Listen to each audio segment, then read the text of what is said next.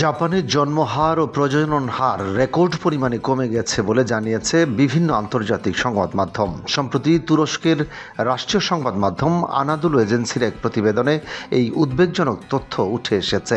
প্রতিবেদনে বলা হয়, তরুণ প্রজন্মের মধ্যে বিয়ে ও পরিবার শুরু করার প্রবণতা কমে যাওয়াই এই সংকটের প্রধান কারণ। সরকারি পরিসংখ্যান অনুযায়ী 2025 সালে জাপানে প্রায় 6,71,000 শিশুর জন্ম হয়েছে। এ সংখ্যা আগের বছরের তুলনায় প্রায় 15,000 কম। 1899 সাল থেকে তথ্য সংগ্রহ শুরু হওয়ার পর এটি এখন পর্যন্ত সর্বনিম্ন জন্মহার হিসেবে রেকর্ড হয়েছে। জাপানে প্রজনন হারও নেমে এসেছে ঐতিহাসিকভাবে নিম্ন পর্যায়ে। বর্তমানে এই হার দাঁড়িয়েছে মাত্র 1.14-এ। একজন নারী তার জীবদ্দশায় গড়ে কতজন সন্তানের জন্ম দেন তার ভিত্তিতেই এই হার নির্ধারণ করা হয়। টানা 10 বছরের মতো দেশটিতে জন্মহার কমার প্রবণতা অব্যাহত রয়েছে।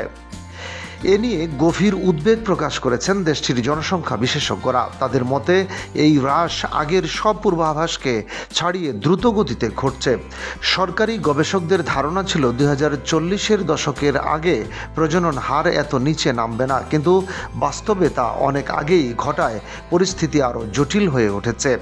বিশেষজ্ঞরা বলছেন, এই সংকটের মূল কারণগুলোর মধ্যে বিয়ের সংখ্যা নাটকীয়ভাবে কমে যাওয়া অন্যতম।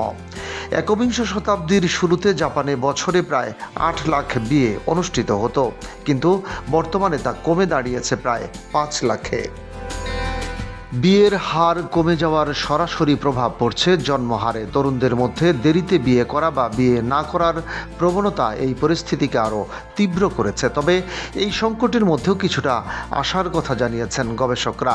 সম্প্রতি এক সমীক্ষায় দেখা গেছে, জাপানের প্রায় 80% অবিবাহিত মানুষ এখনও বিয়ে করার ইচ্ছা পোষণ করেন। তারা ভবিষ্যতে পরিবার গঠনের স্বপ্ন দেখছেন বলেও জানা গেছে। বিশেষজ্ঞরা মনে করছেন, সঠিক নীতিগত উদ্যোগ নেওয়া গেলে এই জনসংখ্যাগত সংকট কিছুটা হলেও মোকাবিলা করা সম্ভব হতে পারে। ডেস্ক রিপোর্ট, বাংলাবাজার পত্রিকা।